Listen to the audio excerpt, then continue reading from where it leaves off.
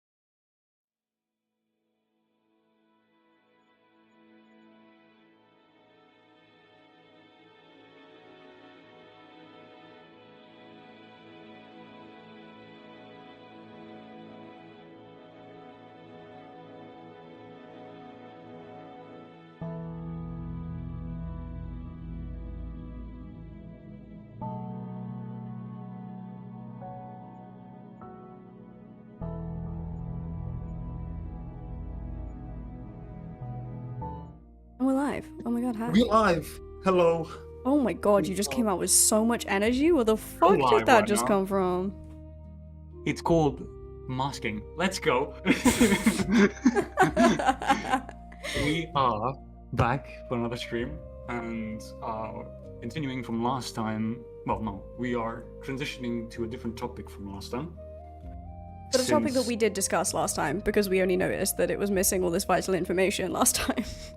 Well, mainly because we brought up the dwarves back in Colabria, in the Colabarian conglomerate, because we were making quests over there, and then we were making some NPCs for the quests, and realized what is the naming convention of a dwarf, right? And we did know, but we didn't set it in stone. So we realized, hey, you know what? We never made NPCs for the Himian Risers or the Petromerian Crown, and now we're here. And basically, we've realized we decided how the dwarvish culture works and like how, you know, how it's ruled and who it's ruled by, and then we never actually talked about who those people are. Yeah, no, we just never talked about the people. We just went, yeah, that's the thing. Anyway. And we were like, yeah.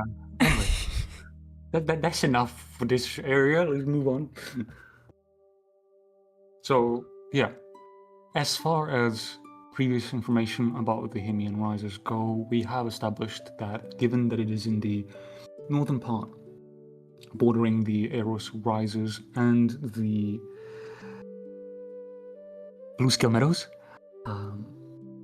it's the area where the dwarves both originated as well as where they went back to after escaping enslavement by the humans, given that the dwarven history with humans is to do with a lot of involuntary labor that is basically That's slavery. such a polite way to put it, I was gonna say.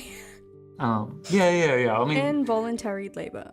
Involuntary slavery, labor, my guy. and a lot of the work that's been done within the human zones has been made and built by dwarves.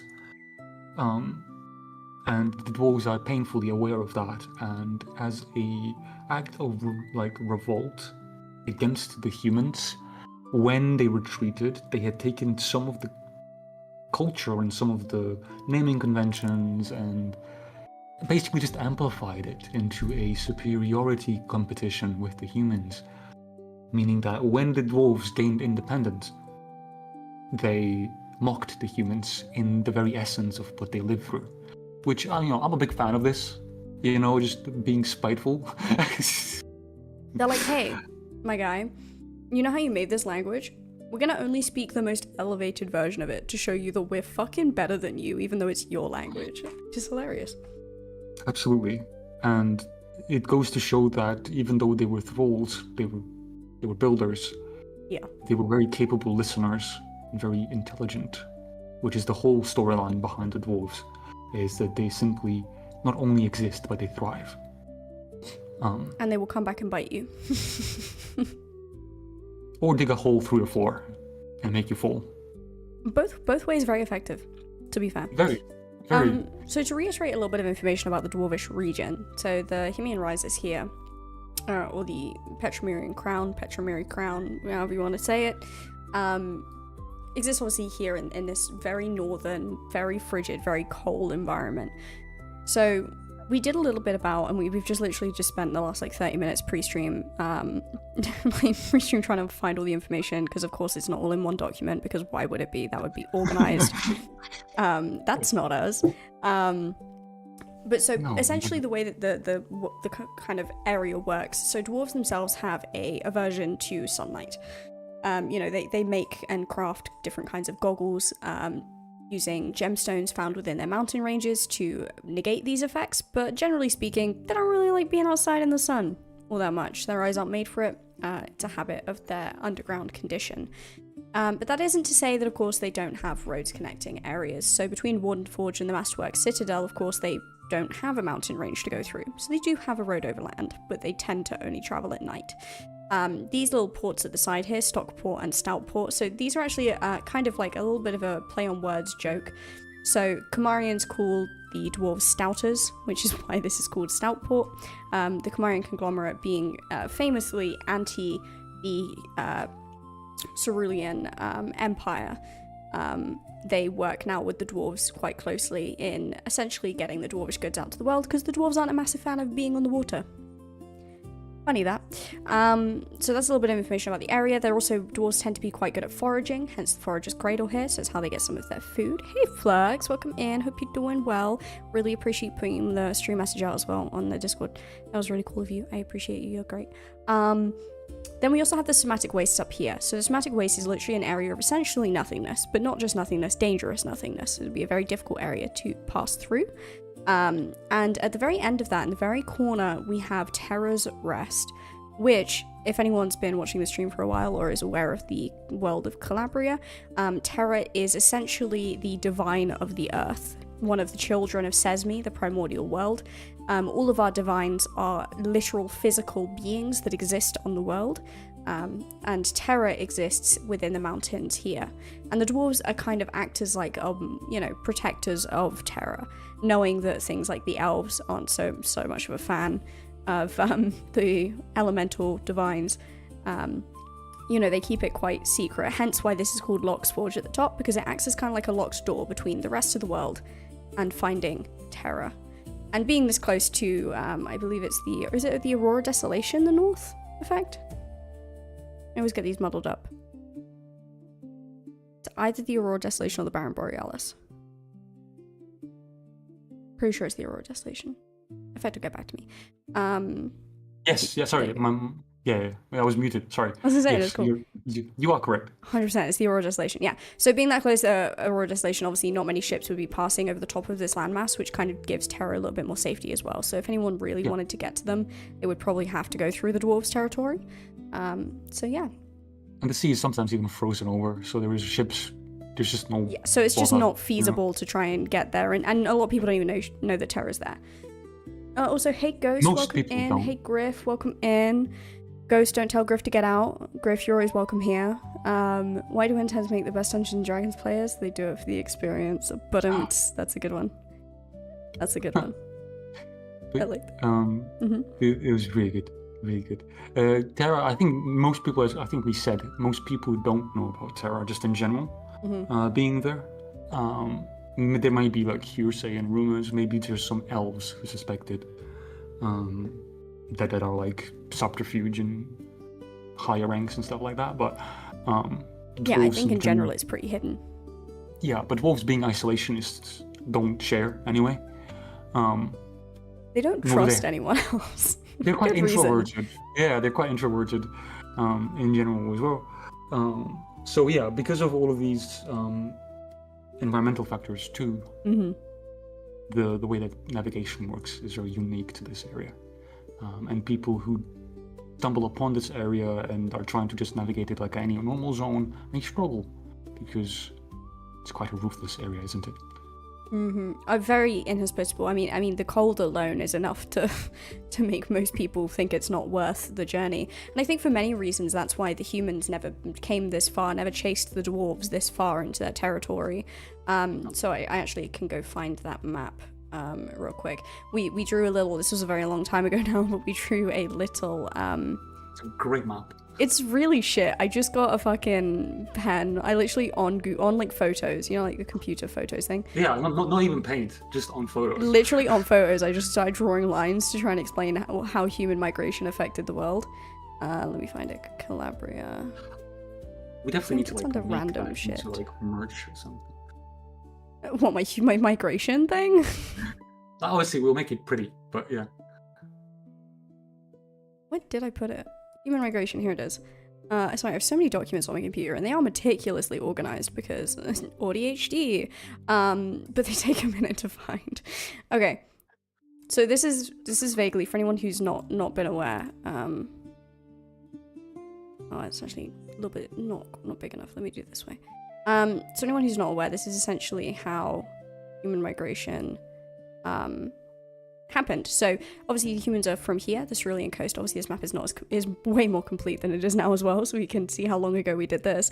So the humans of the Cerulean Empire obviously originally migrated across these Silver Straits here into the Blue Skull Meadows and down into the Jade Mire and Eternal Plains. They got stopped heading over here because the Channel of the Lost is such a dangerous place. They did also make it to the Isles of Tarn. We'll explain that another time, not right now on this stream, so it gets a little bit confusing from there. But where we see them go here, so the dwarves existed in all of this area, the mountains and things like that. We even have mesa dwarves that came from down here in what is now the Great Divide. So when humans came across, obviously, it's their territory now, right, guys? So what happened was they kind of fought and pushed the dwarves back. Those of them that weren't captured or killed ended up moving back towards where they're kind of originally from. Although arguably they're kind of from all of these mountain regions. They pushed back to what they would probably call their ancestral homeland, which is here in the Himmean Rises. Now the humans didn't push that far. You know, I mean, they were already fairly stretched thin, kind of now conquering most of the western continent here, and after many failed attempts to cross the Channel of the Lost. But they never pushed this far north, and I think a big reason for that is the pure, you know, hostile nature of the environment here. You know, trying to get ships, like we were just saying, to reach the coastlines here, I mean, is a nightmare, unless you know how to very easily navigate, you know, icebergs and various other floating, sinking opportunities. You know, and pushing through here as well, the only gap in the mountain range between each area is this tiny gap here. And obviously the dwarves of Wardenforge are known to be warriors types. You know, they protect, they're guardians of the region, and that's for very good reason. You know, they protected this narrow passage from any further human incursion. So as we can see, each forge, as they're called, so each kind of, I guess human speak city that exists in this region has a purpose, and that's very often linked to their name. So, Effect, what did we talk about their names being? Well, we have the big one, which is the Masterwork Citadel, which is the capital of the area. I think that's the best to begin with. And that is where the monarch is, the king, as well as all of the Citadel Masters that have been chosen by the various forges across the zone. And they all end up working up there in the Citadel. Then we have Locke's Forge, we have Seeker's Forge, Warden Forge. Which other ones are there? There's so those are the main ones, really. We do have one that's in the Eros Rises. Eros Rises, yeah. But that's not a forge per se. So forge is like a home in the Dwarves community. And so because no dwarves are from this kind of more like an outpost really into the combat that is taking over the Eros Rises, because it's not really someone's home so much as like a almost like a fortress that you are sent to fight. It's not a forge, quote unquote. Yeah, it's also closer to an outpost that was made in order to maintain some dominion over the land before the Himmean Rises, in the Eros Rises. Yeah, and I think as well, like the like with there now being so much combat and fighting going on in the Eros Rises over various areas by various factions, you know, the dwarves found it easier to kind of push their weight a little back down. They were like, oh, I'll have some of that. Came to get involved in the combat. the cold areas tend to be more dominated by the dwarves, and they basically reap the fruits of the war that is happening in the Eros Rises. Because there is a whole like conflict zone. Like we specifically donned this zone a conflict zone for a reason.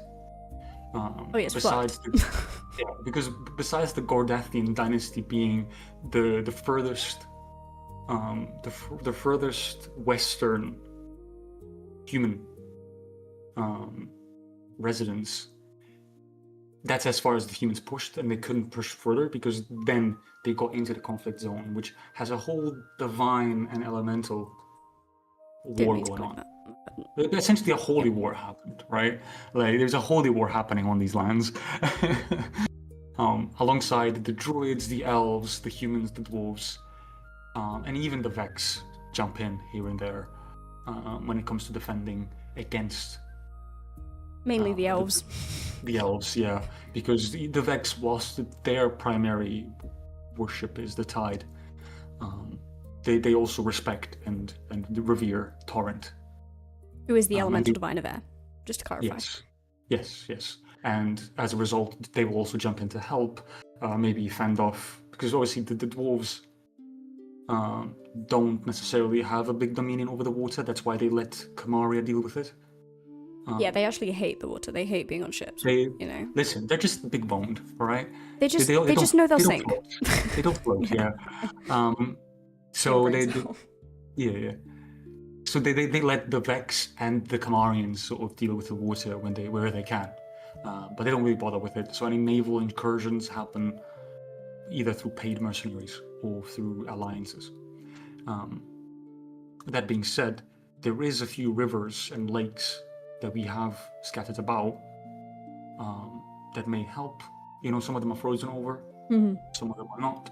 But they also assist in defense where they can, Yeah. Because we did talk about the dwarves being more scavengers. They're not really.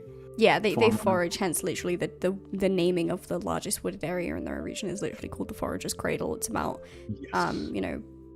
being kind of, again, respecting that nature, not taking over the land entirely, but kind of living alongside it. And very much fits into their psyche.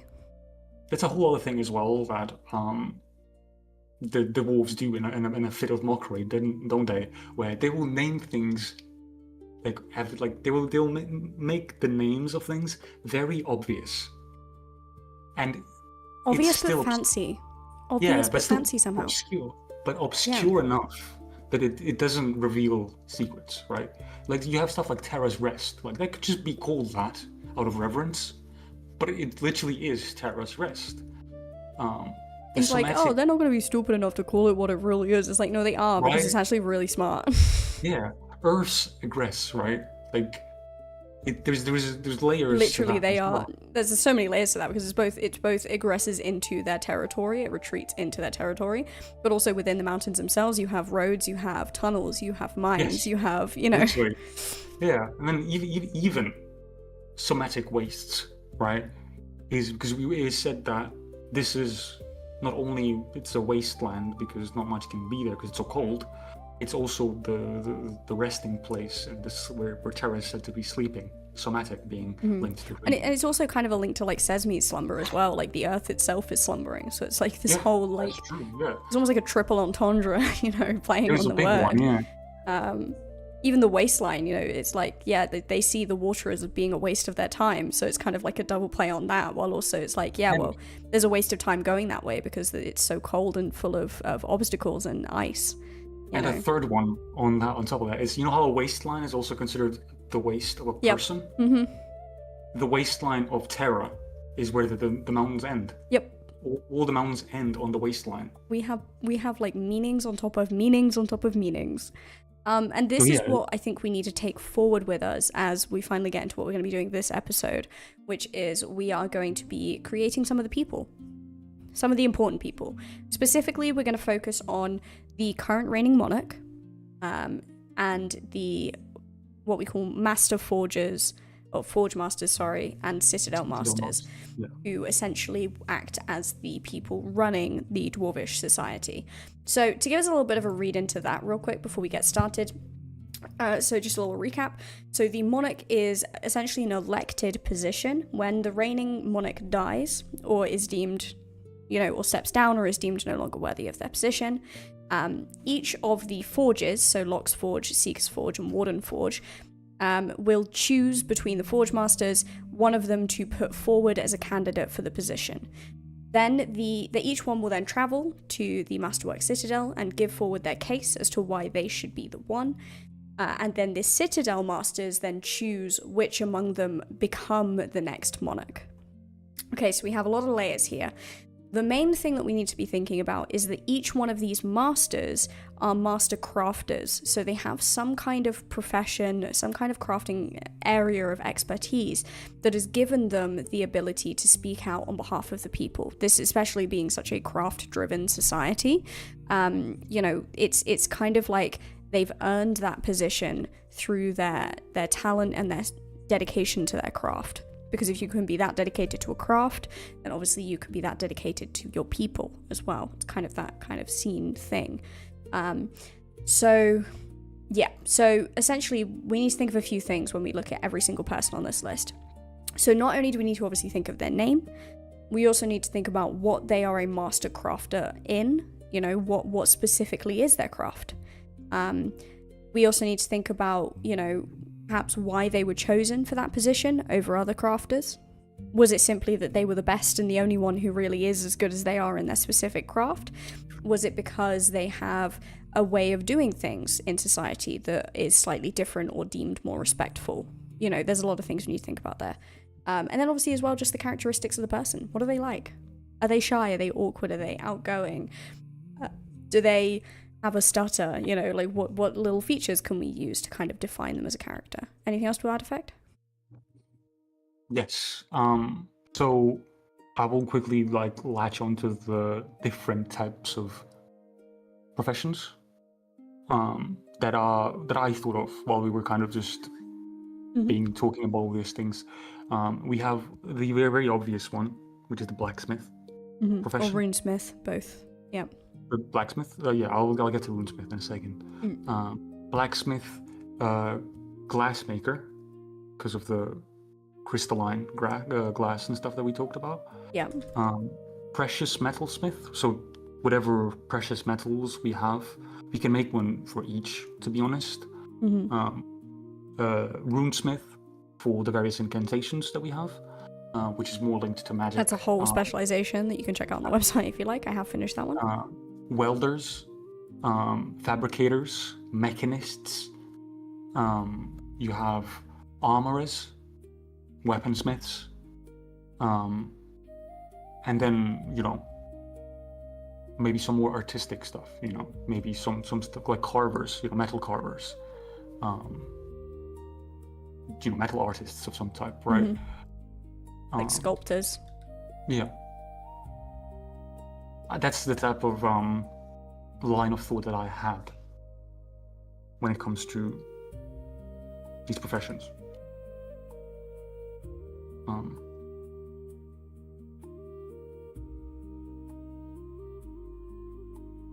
I think that's a really good list to get us started. I'm liking it. Okay, so yes, sorry we've done a hell of a lot of talking at the beginning of this. Obviously we do want to hear from you guys, want to hear your ideas, we want to see how things go, and also we have another joke from Griff, which I'm going to quickly read out now that we've gone to the recap. What do you guys call a hotel for board game players? An Air D&D. Joke's on you, those actually exist. They do, Those yes. genuinely exist, and I would fucking love to go to one day with a group of mates just to play D&D. They look incredible. There's currently an ad break going on. Oh no, ads. So we'll pause back up once it's done. Yeah. We'll pause a sec. We'll be chilling. See, for that I'd learn D&D. Oh. That's it, I've got to do it now. I've got to do it, Flex. Is that the only way we can get you into D&D, Flex? It might be. We'll fly effect over as well. Bro, a D&D road trip, imagine.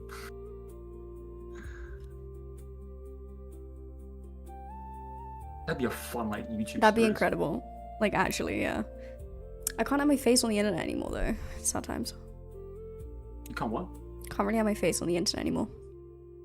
Why? Because I'm going to teaching. And, yeah, Wait, you're not really? supposed to, really be that easy to find or identify outside of your, like, on social media. That's crazy. Because kids are kids and they will fucking find you. I mean, this is okay. Like, this is an educational channel. If they want to learn more about creative writing and how to design things and stuff, like, I'll be teaching English, they're welcome to come find her. But yeah, otherwise I'm not supposed to have it. So chibis are fine, like, Fujis are fine. But yeah, I'm not supposed to have my face on. Crazy. Very fascinating. Bulby was trying to make you drink from a swamp right now. That scares Just do me. it, Flux. Don't take that advice in real life. Oh no, don't do that. Not in I mean, I know you're not talking about real. I mean, I hope you're not talking about real life. Saying I know you're not talking about real life is so not convincing. I think they're playing Icarus, aren't they? Oh, are they No. playing Icarus? We need to get back on that. Anyway, I believe everyone's back from ads now. Should be. Yes. It's over. Yeah. Should be. Okay, so, he's dying to a flying jellyfish. That's hilarious. So I think we should start from the top and just work our way down. Because I think starting from like most important and then working down towards least important. And I say least important very, very loosely because obviously all of these roles are incredibly important in society, in Dwarven society. But I think we should start at the top, go from there. So who do we think the current monarch is? Knowing that the current monarch has to be from one of the forges. So either from Locke's Forge, Seeker's Forge, or Warden Forge. Let's talk about their personality. Yes, good point, actually. Take it away. Well, I mean, I didn't have anything to go with that, but okay. God damn. Well, no. So we can sort of, given the importance of a monarch within the society, whilst a monarch is important, he's not crucial to functionality. No. The monarch is far more symbolic than it is functional. I feel like in a way it's almost a mockery of the humans again. It is. No, it absolutely is. That's what I mean. It's symbolic. It's Yeah. there as a sign of forever holding a grudge, essentially. They're like, we have our own monarch, so you can't invade us again, actually. Yeah, well, yeah. So the monarch has to uphold a certain criteria purely for that reason, right? Purely for the fact that whenever there's any diplomacy going on, he's going to be under so much scrutiny by the humans, but they're also going to have to be able to, like, also, you know, they have to be able to throw hands in the sense of, like, you know, speak to speak, right? Talk to talk. Yeah, we're talking charismatic motherfuckers, basically. Very, very charismatic, very well spoken, very, very much dedicated to someone who's traditional. I feel like in a way it would almost be it wouldn't be seen as like a role that you'd actively want, but like a burden, you know. And the people who put forward for it, I think, are literally people who are almost giving themselves to a position that they know is going to be incredibly stressful, incredibly, like, you know, what's the word? Like a role that essentially is going to drain them, you know. And I think they know just that. Leadership. That's just leadership. I think But they're even aware more of so than many other leaders because of that scrutiny that's on them that is more intense than perhaps other leaders, you know. So we're looking at charismatic, selfless, well-spoken, and diplomatic. Yeah.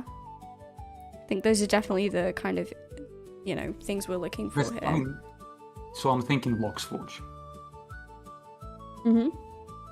Given the purpose of Locke's Forge. Well, they could be from anywhere each cycle, but we can definitely say that the starting one is from Locke's Forge, yeah. No, yeah, I mean, I'm talking about the current reigning monarch right now. I get you. Yeah. So diplomatic, selfless, charismatic. There was another word you said, and my dyslexic brain's already forgotten it. Posture check and a hydrate. You got a drink there, effect? Thank you very much, Ghost. I do. Thank you, Ghost. Does monster count as a hydration tool? Probably not, so I'm gonna drink some water. But we good. I have soda.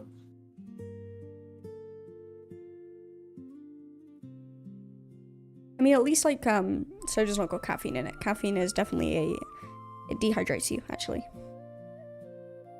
Mm-hmm. Fun fact for those who didn't know it. if you're drinking caffeine, be sure to drink a pint of water as well, because caffeine will dehydrate you. True. My bathroom knows it. That was wild. Alright, so we'll think diplomatic, selfless, charismatic. We're gonna say that the current one is from Locke's Forge. And I think we talked about naming conventions. We talked about them having like 3 or 4 names, right? Yeah, the current one. Well, nice. Yeah, I'll just make that. So the reason we have to also think about so the whole purpose of it is again out of mockery that they have a really posh, multi-layered name. So multiple names. I don't know if they're taking it as far as to actually adhere to it, or if they're using it as a vanity thing. I think it's entirely vanity, but we definitely need to have a multi-name for the monarch, you know? Oh yeah. Are we saying 3? So first name, middle name, surname? Yeah, let's do 3. Let's do 3. I think is a good number to aim for these guys. Maybe one guy is gonna have 4 just to be extra, but you know. Yeah. Maybe some eccentric bastard somewhere has just got 4 names because he felt like it. But I think generally for dwarves you should aim for 3. And again, these names are names that need to feel elevated. They need to sound like they're not just your common Joe. You know what I mean? No offense to anyone called Joe.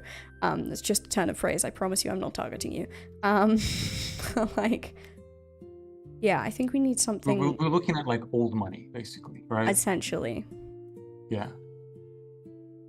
So... Williams and Henrys, but posher, because we're making it dwarven. Well, to be fair, that is dwarven. Because they take it from humans as part of it. It's a mockery. I'm thinking... You are a Henry, I know, Ghost. Yeah, posh bastard, I'm joking. What do you think of it? I'm thinking Benedict. Oh, I like that. You know what, fun fact, my father's real name was Benedict. Oh, that's interesting. Well, it's actually his 3rd name. Yeah, we're not going to talk about it. But... you know, people who have way too many names, my dad was one of them. Benedict, Bertram? Maybe Bertram? Mm-hmm. Oh, wait, B, I can't spell. BB?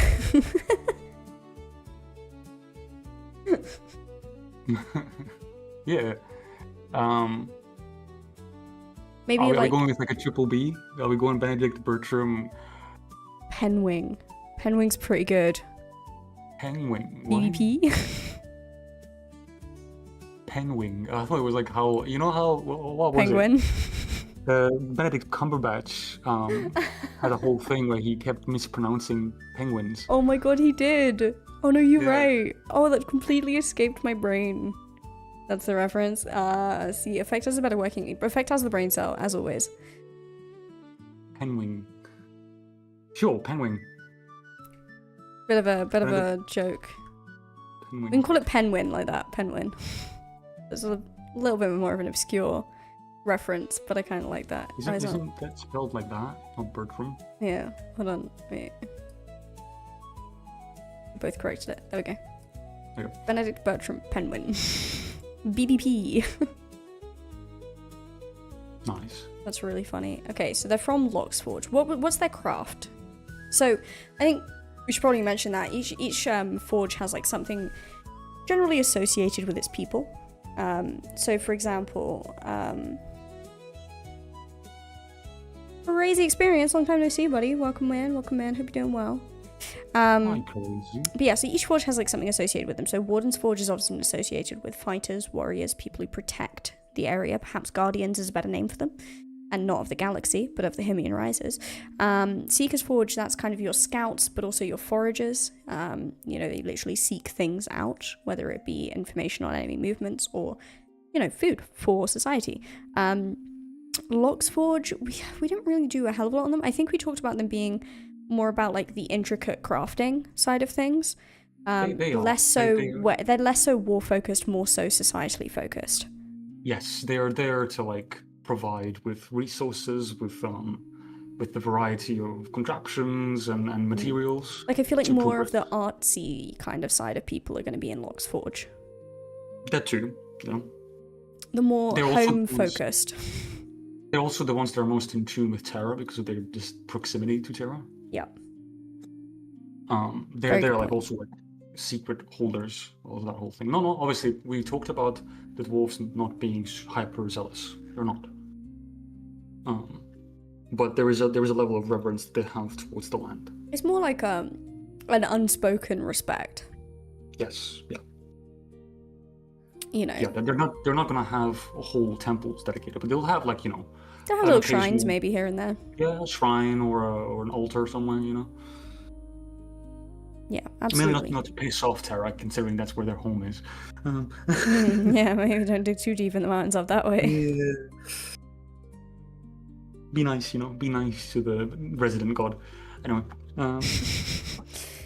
And by the way, guys, in D&D, that's your GM, all right? Be nice to your GM. be nice to your GM, yes. Unless they bully you back. Whoa, fair point. I say as a GM. Yeah. So, as a monarch, I mean, I don't think that being a monarch is dependent on your profession. Well, you are elected from, so essentially each forge, the forge masters come together and choose. I suppose, yeah, it doesn't need to be dependent on profession, but the forge masters come together and choose someone to put forward to represent their forge in the monarch kind of debate, as it were. Yeah. So, you know, the monarch could have been anything from a warrior to an artist. It doesn't really matter. What it matters is their qualities as a leader. And you can find virtues in leadership in all the roles. Absolutely. So, you know, you have a responsibility that you maintain, and you do that job well. Someone who does their job well and with love is going to be someone who also does that as a leader. So are we saying perhaps this person isn't like a particularly crazy crafter? It doesn't have to be. He can be. I mean, I'd say someone would be someone who loves their job. Maybe we could take someone like the more artsy route. Yeah, we can make him make them into like a sculptor, a welder. I like kind of sculptor as an idea. Because sculptor doesn't necessarily mean statue sculpting, right? It can mean like detailing. It can mean basically doing any kind of like small artsy work on things. Like even so much as like if say a pillar had metal rims around the tops of it with decorative emblems on it, that's technically sculpting, you know? It is, yeah. So I think a sculptor who obviously had a lot of love for life and his community, and perhaps that's what pushed him to want to take on the role. That's what the others saw in him, and therefore they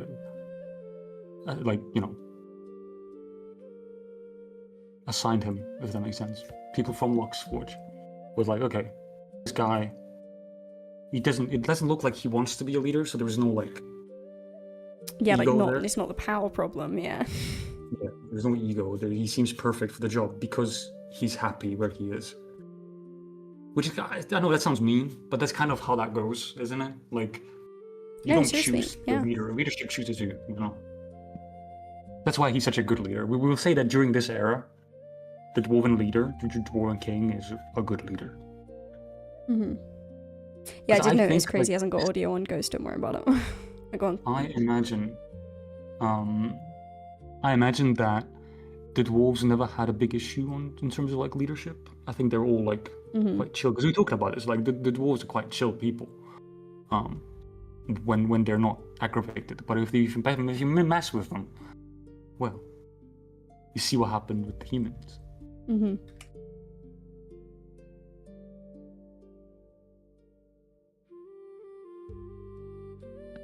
While we do this, I will look towards maybe designing him while we talk about the other ones. Mm-hmm. I don't have Hero Forge up at the moment, I'm afraid. I will get it back up. Gotcha, so good. But not presently, unfortunately. Just fine. Money in all Hero Forge is very expensive. That's true.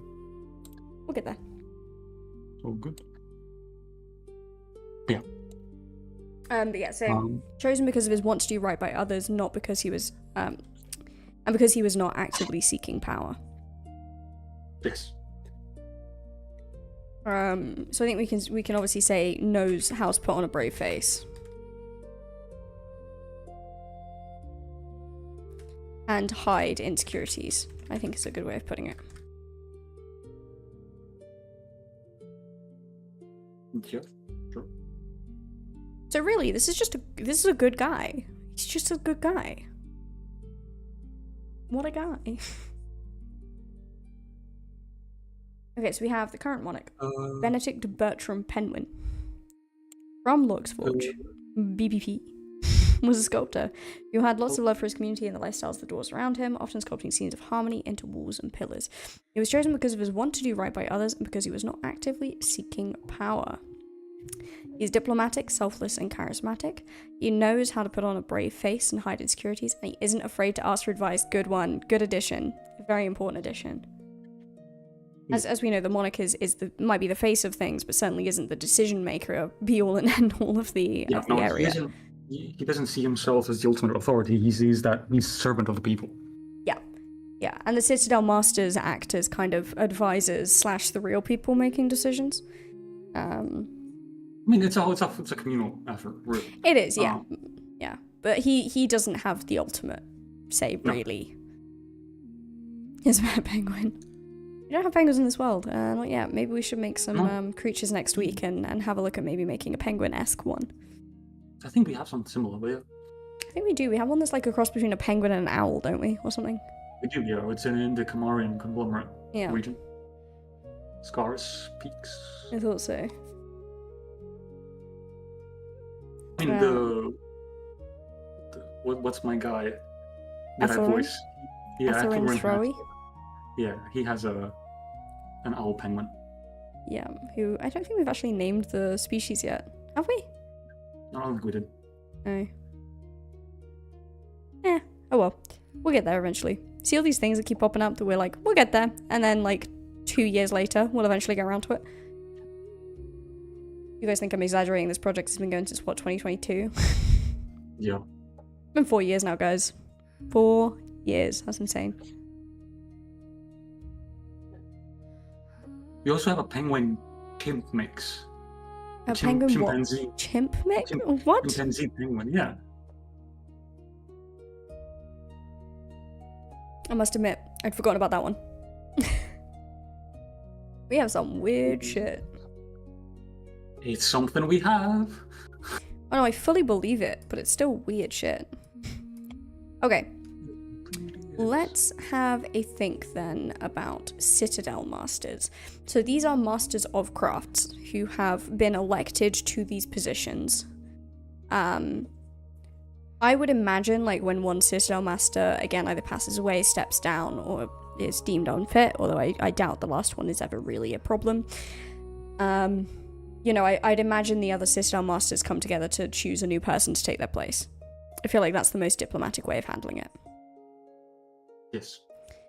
But these are master crafters in some way. So all of these guys will have a profession that they are deemed to be masters of.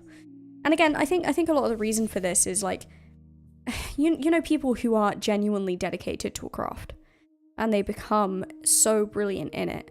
You know, people who have that level of dedication to give and have that level of patience, you know, and time and willingness to spend time practicing and trying to be better at something. I mean, those are honestly great qualities of a leader, you know, and it's something I've thought about a lot. You know, I wish my ADHD brain let me actually stick to one thing. I have like 20 different hobbies that I've started and none of them I've become particularly amazing at.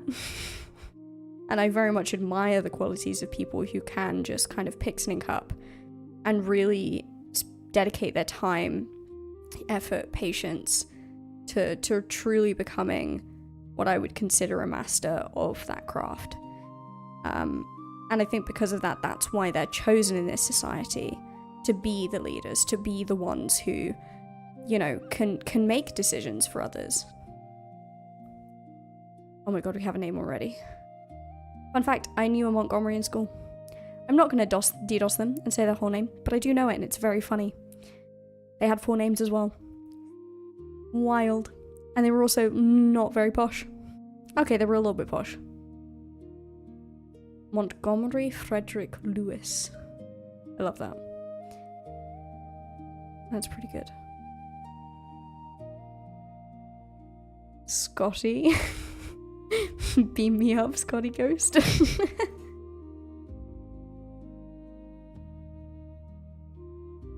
I know Montgomery in school is the poshest shit you've ever said.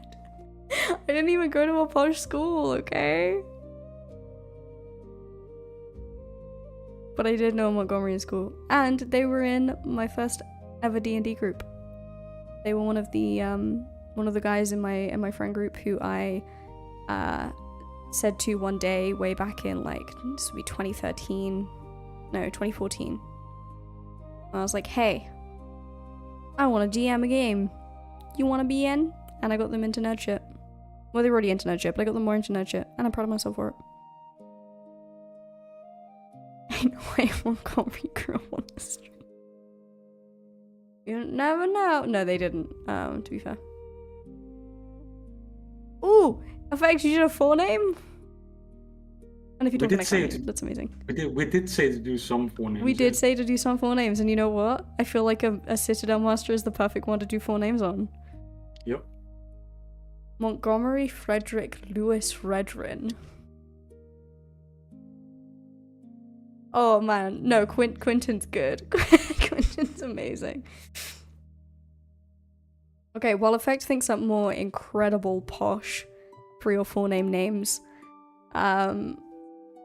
What do we think Citadel Master Montgomery Frederick Lewis Redrin? What do we think their craft was? I feel like every time I say it, I get a little bit more posh. I feel like my London accent is suddenly turning into a fucking Queen's English one. What is Calabria doing to me, guys? Shit. Redrin. Redrin almost sounds... I feel like this would be, like, maybe weaponsmithing. Yeah. You know? Yeah, doing to you. Yeah. Look, I know I am Colabria and Calabria is me, but it still changes me. You guys change me. And I don't always think it's for the best. But I love you guys anyway, so that's fine. I'm gonna say weaponsmith. Or master weaponsmith. And I feel like this definitely, like, 'cause we also talked about how each of the masters are almost elevated to like a noble standing within society.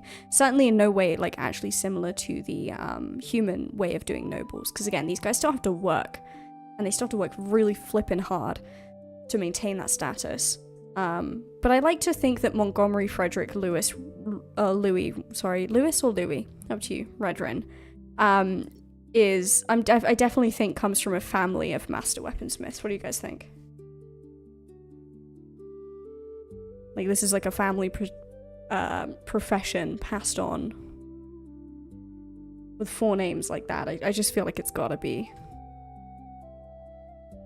Let's call him like the 3rd in a line of master weaponsmiths.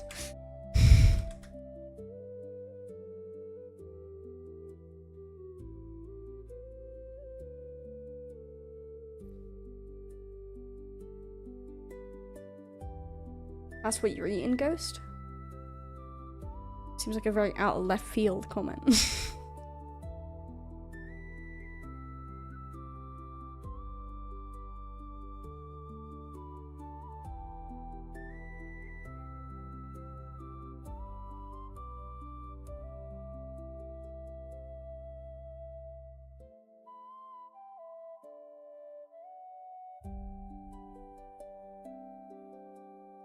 Pasta and future. Oh my god. God, now you're with the dad jokes.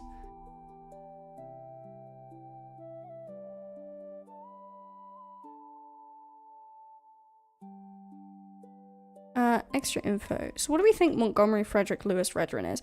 I kind of like the idea that maybe they're not as confident as their name suggests. What do you think, Effect? I agree. I think it's a good idea. Mm-hmm.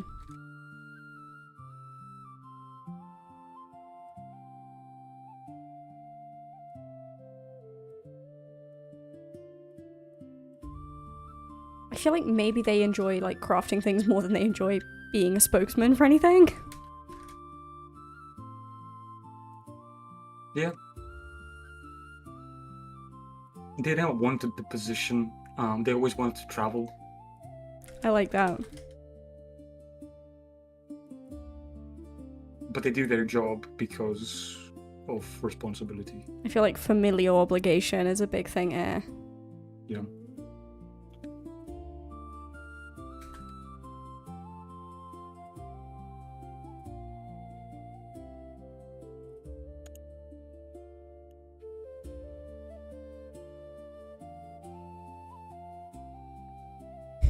Maybe they don't actually want to make weapons as well. That could be kind of cute. You know what I mean? Yeah. But I'm having so much fun writing these names. Sorry. It's okay, we're gonna go over all of them in a minute.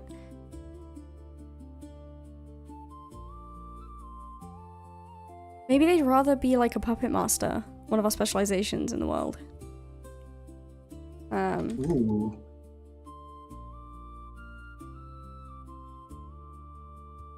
Like maybe they are a puppet master, but they were told that they have to just make weapons instead, because that's the family thing.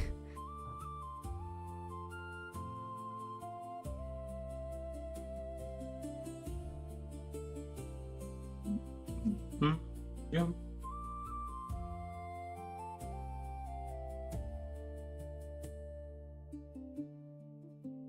Poor Montgomery. Honestly, poor Montgomery Frederick Louis Redrin. Oh, never felt more, bad for a posh name. Okay, so Citadel Master Montgomery Frederick Louis Redrin is a master weaponsmith, the third in a line of master weaponsmiths within their family, and they have been pushed from a young age to become a true craftsman. They aren't as confident as their forenames suggest, and enjoy crafting things more than being a spokesman for things. They didn't want the position, but were pushed into it by family, and do the job out of familial responsibility and duty. They'd rather be making figures for puppet mastery, but I've been told that this is a childish and useless occupation. Redrin is so close to brethren. Like the London fucking slang. My brethren, what you doing? What you doing, fam? No, this is the posh version of that. Redrin. Alright, I like that so far. So we have a weapon master. Monty, my brethren. Let's have a look at some of these other names that you've come up with. Oh my god, you've literally come up with like all of them already. So we've got, oh Jesus, you can say these. Go for it, effect. Quentin Philroy Spenseth. Incredible. Finan Connor Wingrim. Naranda Theodora Crane. Ophelia Rosalind Crass.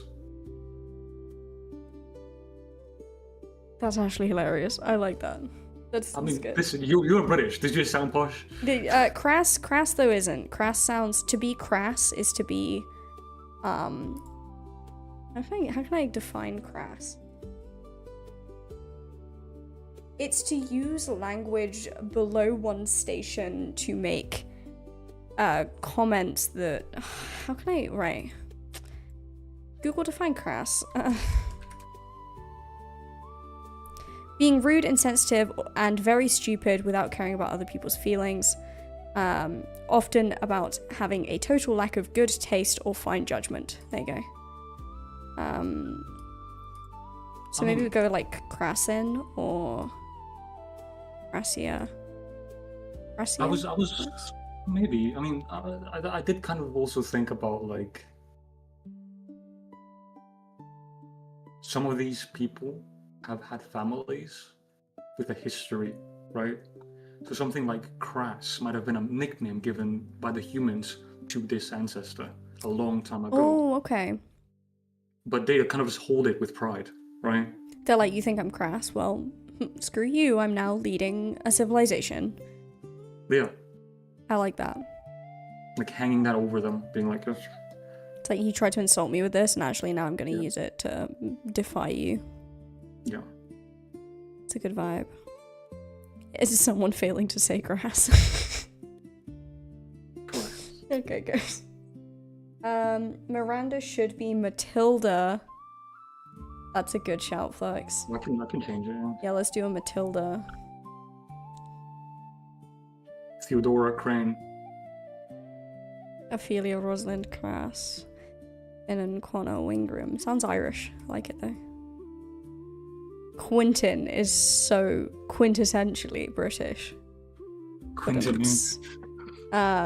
Philroy Spencer. That's good. Okay. Let's have a think about our next Citadel Master, Quentin Philroy Spencer. What do we think their craft is? Thinking some of the crafts we have as options here. So we already have one. Marmaduke. Yo, Marmaduke. Marmaduke, like the animal? No, there's an actual like historical name apparently. It's also an animal. Wait, what came first? The historical name or the animal? It's a long-standing noble family. Do you think they named the animal? Maybe they named it after themselves. That would actually be hilarious if that's the case. I need to know this. Effect, Google it. I'll Google it. My brain is now like needing to know what came first, the long-standing noble name Marmaduke or the animal the Marmaduke. This better not be a what came first, the chicken or the egg scenario, I'm telling you now. The person that discovered it was a Marmaduke. That's hilarious. And they just named it after themselves. Yeah. Wild. You know, we could have something like that where we like name an animal after one of these. Like Yeah, it was named Spensith is like a perfect name to turn into like an animal later. Like, Yeah, oh yes, so that's just the Spensith. Marmaduke was named after a British lord. The more Damn. you know. It's actually the more you know. Genuinely. That's fascinating to me. Oh wait, you said a Marmaduke is an actual animal. Yeah. What animal is that? It's a cartoon dog. I swear it's an animal. It's from Brad Anderson's cartoon.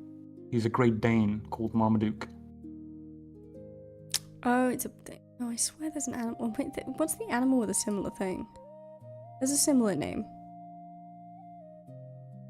I guess maybe that's not his name.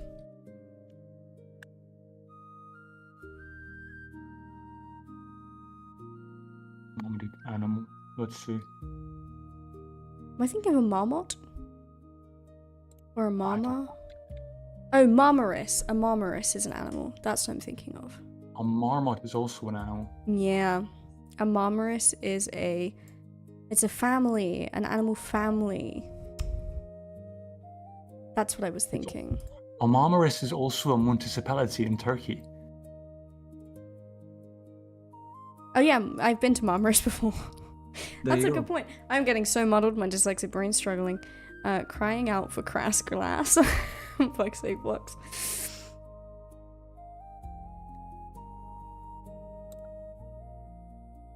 I was gonna say, yeah, my brain is just muddling things that begin with the same letter. The joys of being dyslexic. Anyway, Quentin, Philroy, Spensith. Spensith definitely needs to become an animal later. What profession do we think these guys are? Let's make them into fabricators. Fabricators. Gotcha. Can you define a fabricator for me, please? One who fabricates. Someone who makes a lot of general things, like a master at making lots of different things. Or...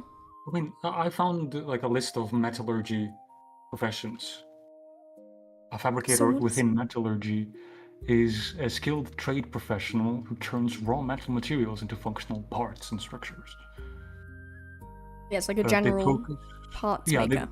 so they make parts. Yeah, so they'll do stuff like brakes for carts, wheels for carts, Like bolts and things for any machines. bolts. Yeah, shears for I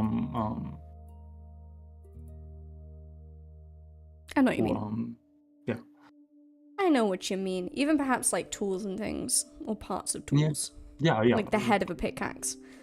Or, Yeah. Fabricating. 3D printing is technically fabricating, I guess, because you can fabricate parts using a 3D printer. Yeah. That's a modern example of what this could be. Would dwarves be chemists? I guess technically. You'd need some chemical knowledge to be able to produce. Certainly if you had to produce like alloys and things, you would, yeah. I imagine they would be quite smart. I mean, they must be, They'd right? be like an organized Jesuit, you know? Like, this is what Jesuit could be if they got their shit together. But the thing is, they can't. They literally are cursed, basically, to be like that. Yeah. They are the offshoot of what happened to the Tepiwigs. So while the Tepiwigs are an overly familiar and beautiful and kind and creative sweet, and whimsical and sweet. Whimsical, sweet, they are the polar opposites of that. The Jesuit are chaos. Yeah, while the Tepiwigs Curiosity are dumb. that goes too far. Yeah. And because the Tepiwigs are, by average, not as intelligent, the Tepiwig, the Jesuit are very intelligent, but the other qualities muddy that intelligence into borderline insanity. Yeah. It'd be so fun to play a Jesuit. It would be chaos, and I would love that. Be so fun. Sorry. You would fuck your voice, though. I know how much it kills your voice to do Wizzos in the website. I mean, which everyone should go because, listen to, by the way. That was a great fucking voice. That's because specifically Wizzo had a specific way I wanted to do it, whereas I can do a Jesuit voice just normally, but without straining the voice. It's just not as fun. Okay then, whatever you say. I also just naturally don't have a high-pitched voice. Honestly, so fair. I'm way too soft-spoken to have the gruffness of a Jesuit. You haven't smoked enough cigarettes to have the... I've never smoked a cigarette. Exactly, you haven't smoked enough cigarettes to have the gravel. Yeah. The natural gravel. Anyway, so Master Fabricator. What are they like? Do they want to be a fabricator? Is this... I imagine Quentin is... Maybe they're first in their line to become a master? Well... No, I feel like they're from a noble family. I feel like these guys definitely... I'd say that they did a long line of fabricators who... maybe they do a specific type of crafter's mark. You know how, like, some people who do, like, specific crafts, they have a mark. I know what you mean. So, like, what specifically do they fabricate? Well, we can say that they do, like, construction materials. So, bolts, pliers, hammers, tools. It's fine. Construction materials is good enough, I think. Yeah. Also have the chest infection I just had. Your voice will be fucked in no time. What do you mean just had? You still have, like, the fucking chest infection? My guy. Okay, cool. I think maybe he's the first Citadel master from his family, though. Yeah. Like, the family has always been reputable, but they've never reached the level that Quentin has.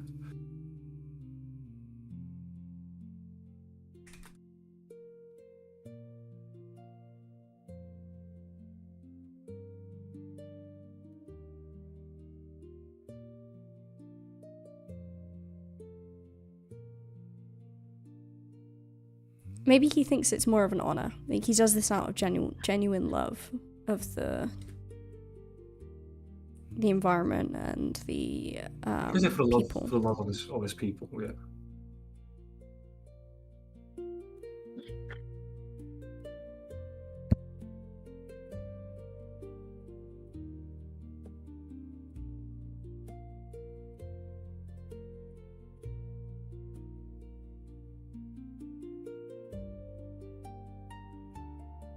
What properties might we give him if we were to try and describe his personality in like 3 words? How might we describe him? Temperamental? Temperamental? Yeah. I imagine him to be like, he's nice. But can lose his shit kind of easily. He's nice, but he doesn't show it. You know what I mean? Like, he'll tell you he likes you, but no, he won't tell you. He'll tell you by doing nice things for you. Oh, so that's not temperamental. That's like show not tell. Those are not necessarily exclusive to each other, you know. Temperamental would be like his emotions are all over the place. I mean, yeah, I guess. Which, like, we can do, definitely.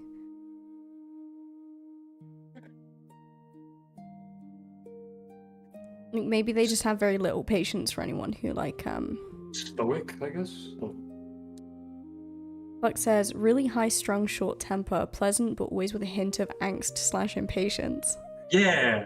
I like that. He's basically Flux. That's not true. I'm joking. Flux is bestest boy.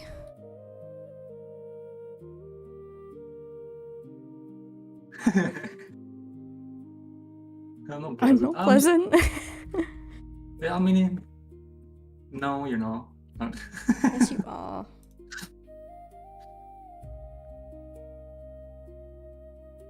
So we say that the impatience comes from, like, if he thinks something's really obvious and people are, like, being stupid, he's just like, fucking get your shit together. He'll tell them, yeah. He'll be like, yeah, you're being stupid.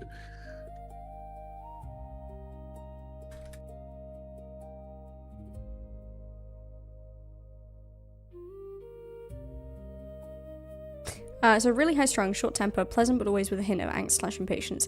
He says it how it is when he thinks someone is being intentionally obtuse. Yeah. Like, he's someone good to have around when there's someone Because it'll call people out of their shit. Yeah, like if someone's being deceptive, he can clock that very easily. I like that. That's someone good to have. That's why he got to the rank that he did, is also because it's good to have that for the king, you know?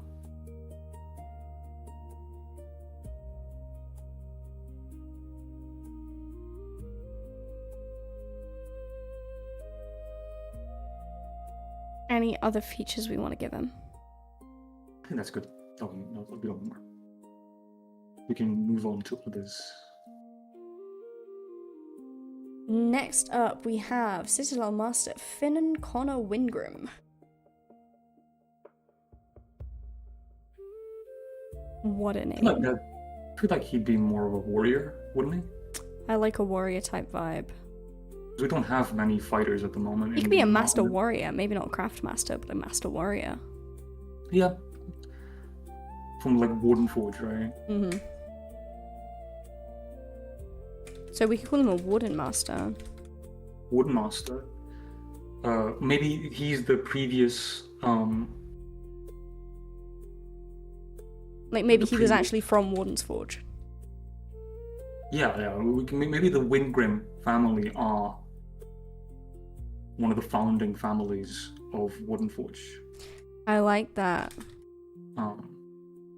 Dating back all the way from the slave revolt.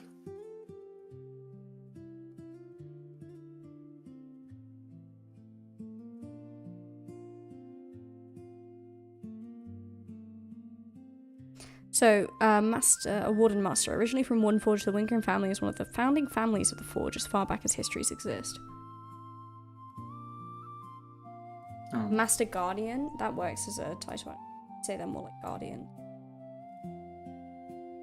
And being from Warden Forge. So otherwise you're saying you're a warden from Warden Forge. That sounds a bit weird. Saying I'm a Master Guardian from Warden Forge is a lot better. Thanks, Ghost. Good shout. Good shout. We say he's like the only non-craft related master. Of the Citadels, yeah.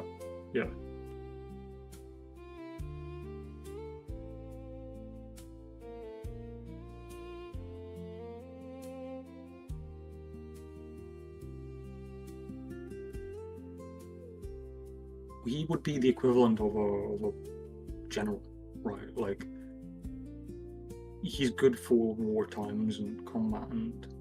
Yeah, it was like a war master. Yeah. Yeah, I vibe with that. So, again, personality-wise,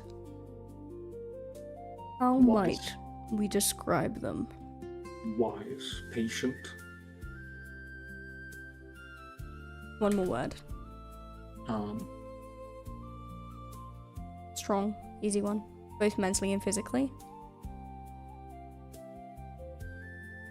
Resilient. Good word. And English isn't even your first language. That's crazy.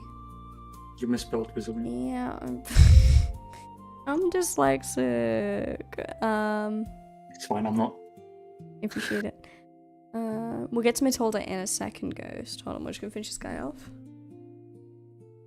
Yeah, but we'll keep that suggestion. It's We will good keep that in suggestion. mind. Don't worry. I'm keeping it in chat on my periphery. Same. I've scrolled up on my phone so that I can keep my message there in case more people chat.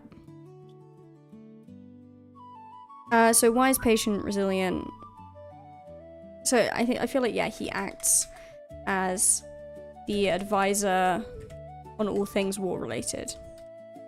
On all things war and defense. Yeah.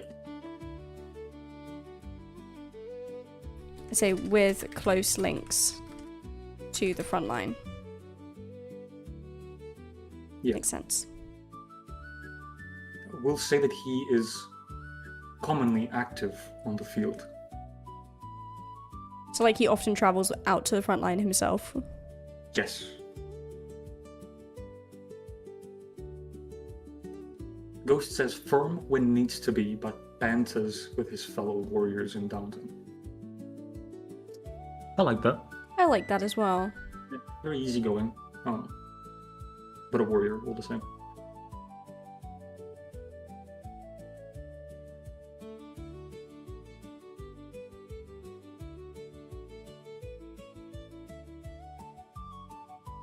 Yeah. Makes him feel a bit more human, multifaceted. It does, yeah. It's one way of I know, I've said this before and I'll say it again, when you're making a world or an environment or a setting, whether it be for something like a book or for a D&D game or a tabletop game, making characters have more than one feature about them, it helps make them more realistic, right? It helps make them more believable. It helps kind of connect your players to them more as well. So it's really good that you've just said that, Ghost, because it has added this new facet to the character. It just makes them feel like they could actually be a person. They're not just there to fill a hole in society. No, they are their own being. That's true, yeah. Okay, right, on to Matilda Theodora Crane. Who, Ghost had pointed out, it sounds like a name for an archivist. So like a supreme archivist or something. So I think called the Master Archivist, yeah? Yeah. So, a preserver of histories and knowledge. Yeah, someone, yeah. I presume we'll have a library of some description in the Well, I would say Citadel. that, yeah, I mean, I can say someone like an archivist would fit the Seeker's Forge the most. Mm-hmm. Considering that True. they are the ones that are gathering Yeah, information, knowledge, all that kind of stuff. anything, yeah. You know what I can also see her as? Mm-hmm. Obviously, Master Archivist, yes, that's fine. And, having a library and... I feel like even just having, a library archive of purely different crafting techniques and things, you know what I mean? Yeah. But I also see her as an informant and, a keeper to, not a spy network, but, the closest thing to a spy network, You feel me? I know what you mean. Almost, yeah, literally kind of like Spy Master, but not.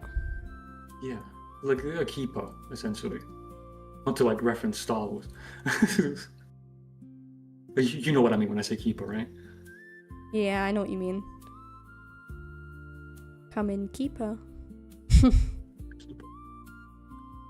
This is Cypher 9. Right. Watcher 2 coming in. Yeah. So, head of a group of seekers who specialize in information gathering Yes. across various sneaky and genuine routes. Yes? Yes. Wonderful.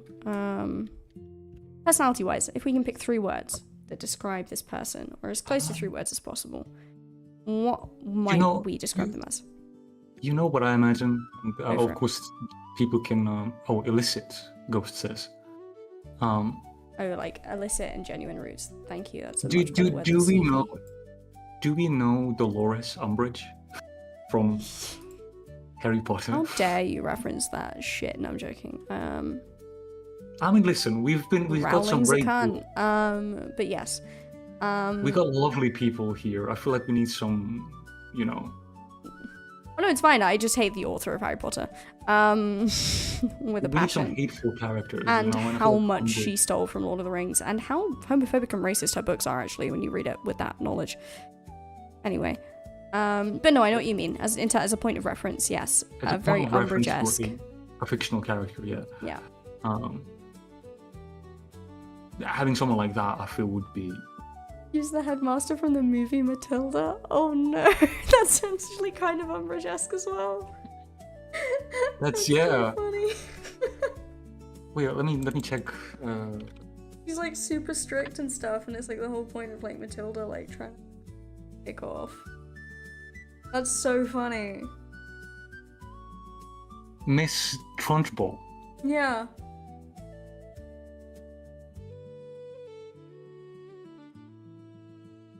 So we have a Miss. So Agatha Trunchbull mixed with Umbridge. What a nightmare. So very strict. Strict and orderly. Likes things to be exactly done exactly how she wants.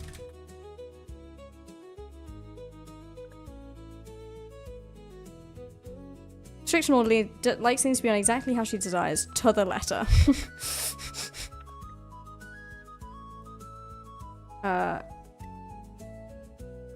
Should we maybe say that sometimes she forgets that she's, like, on par in terms of position of power with the other Citadel Masters? Yeah. So, like, sometimes accidentally speaks down to other Citadel Masters. Yeah.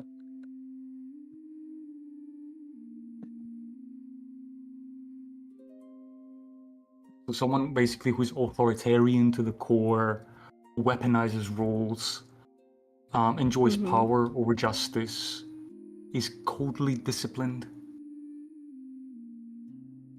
psychologically oppressive.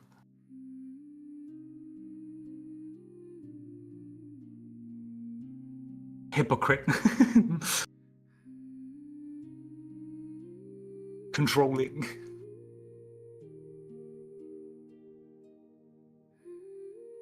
Okay, yeah, I like what you're saying, Ghost. She knows what she's doing, but she plays it like she forgot. I'm gonna put accidentally in heavy quotation marks. There you go.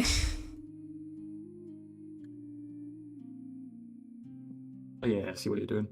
Okay, enjoys power over justice is the definition of discipline, hypocritical and controlling. I feel like that's good words to describe her as a person. Yes. Now can we make a female character that's not a raging asshole? Yeah, let's do Ophelia Rosalind Crass. I like the idea, like you said, about the last name being one given to the family a long time ago by humans that they're now. Yeah.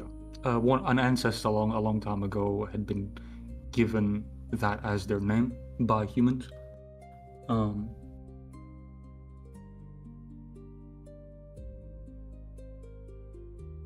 And since then, the family holds it.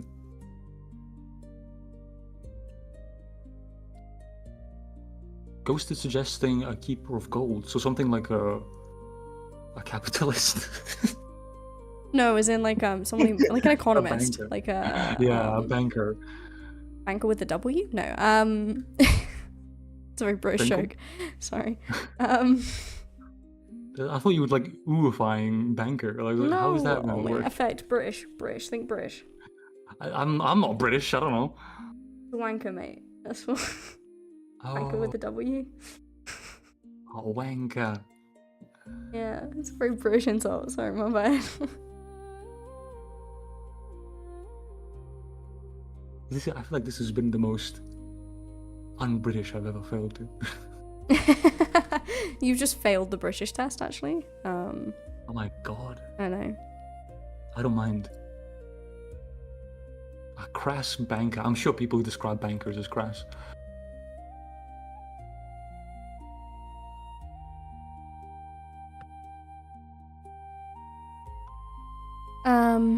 So you call them a master of gems, maybe a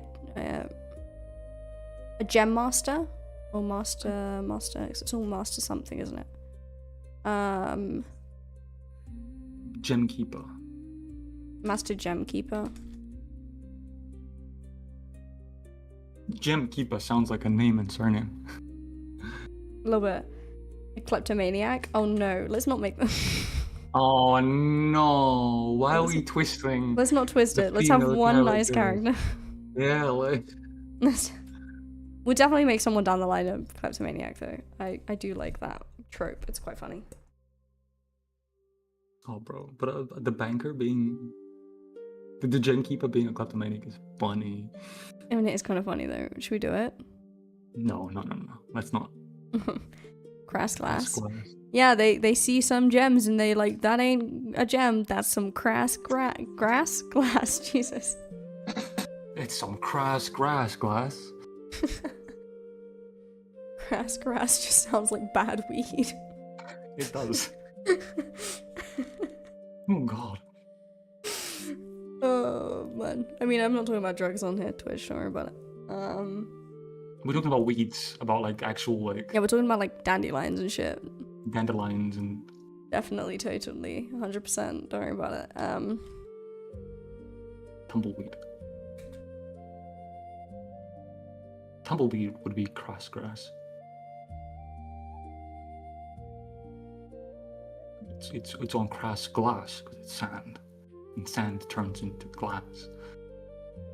So it's crass grass on glass. There's too many words. Never not seen without one of those eyepiece magnifying glasses. I like that. Okay, so for now, Master Gemkeeper, the one in charge of the finances of the entire civilization and in charge of trades with other nations through the connections with Kamaria. So they're like the Kamarian connection point. One of her long-gone ancestors was given the name Crass by humans, meaning to be an insult to their intelligence, but it's been taken and turned around on them as they are now a high family in Dwarven society. She is never seen without without a single eye magnifying.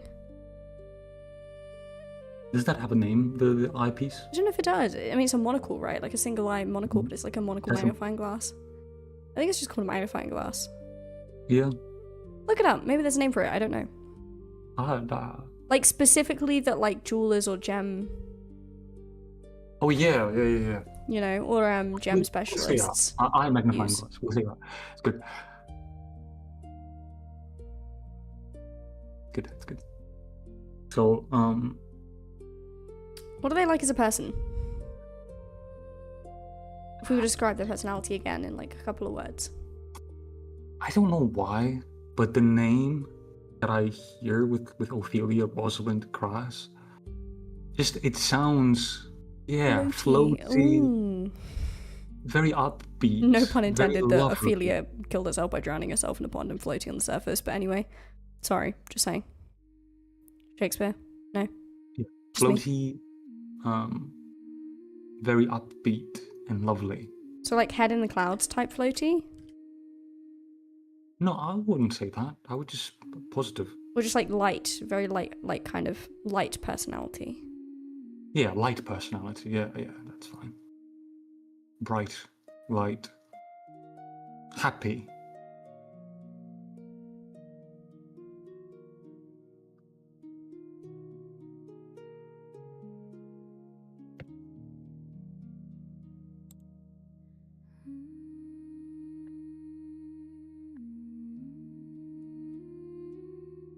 So, a light and bright personality, often making others feel light too. She is almost always smiling. And positive, yeah? Yeah, kind-hearted, you know, passionately curious, gentle, grounded.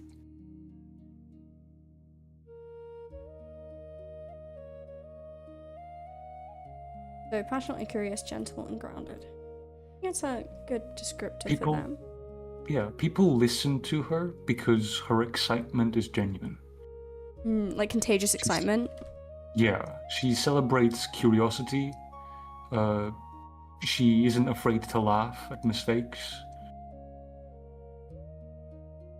And she encourages getting hands dirty. That's good.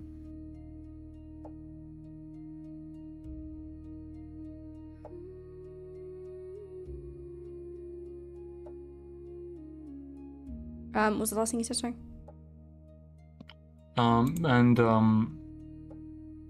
She encourages getting your hands dirty. Yeah.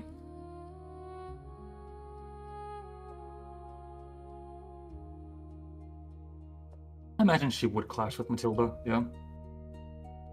Oh, yeah, I'd imagine we can write that in, actually.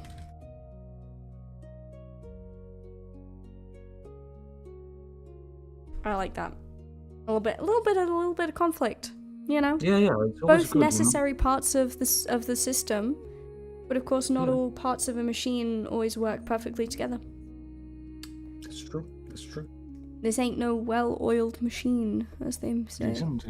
When there is no external conflict or some internal ones, you know? Mm-hmm. This isn't a perfect society, but it is a society we love.